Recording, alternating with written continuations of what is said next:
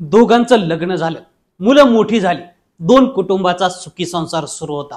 मात्र कॉलेजमधलं जुनं प्रेम पुन्हा फुलायला सुरुवात झाली आणि त्यातून लष्करात नोकरीला असलेला पती पत्नीला विषारी औषधाचं इंजेक्शन देऊन मारण्याचा प्लॅन करतो. हा प्लॅन यशस्वी होतो. मात्र पुढं अंत्यविधीच्या वेळी हा सगळा प्लॅन उघडकीस येतो. ही स्टोरी एखाद्या हिंदी मराठी चित्रपट किंवा मालिकेची नाहीये, तर आपल्या धुळ्यातली आहे.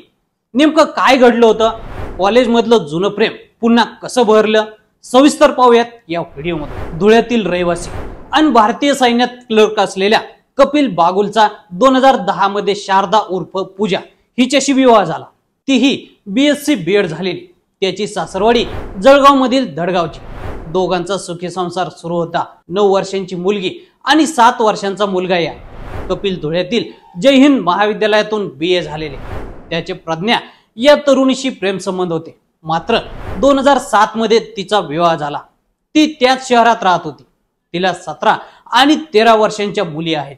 अनेक वर्ष ते एकमेकांना भेटले नव्हते. दोघांचा संसार सुरळीत सुरू होता. मात्र कौटुंबिक वादातून प्रज्ञाचा संसार मोडण्याच्या उंबरठ्यावर होता.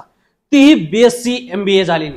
तिच्या घटस्फोटाची प्रक्रिया सुरू होती. त्याच वेळी कपिल आणि प्रज्ञा हे दोघेही भेटले आणि त्यांचे जुने प्रेम संबंध पुन्हा सुरू झाले.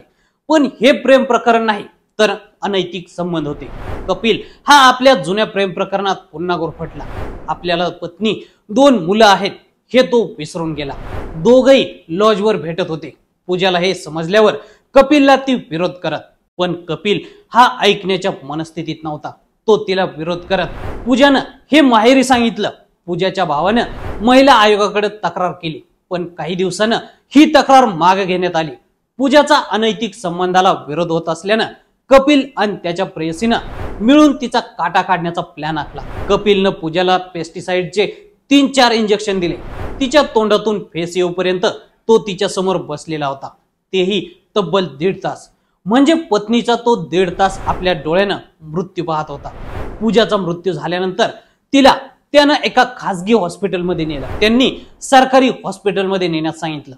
पण आपलं भिंग फुटेल म्हणून कपिलनं इतरांच्या मदतीनं अंत्यविधीची तयारी सुरू केली. पूजाचा भाऊ भूषण महाजनला फोन करून पूजाचा मृत्यू झाल्याचं सांगितलं. पूजाचा भाऊ आणि इतर नातेवाईक धुळ्यात आले.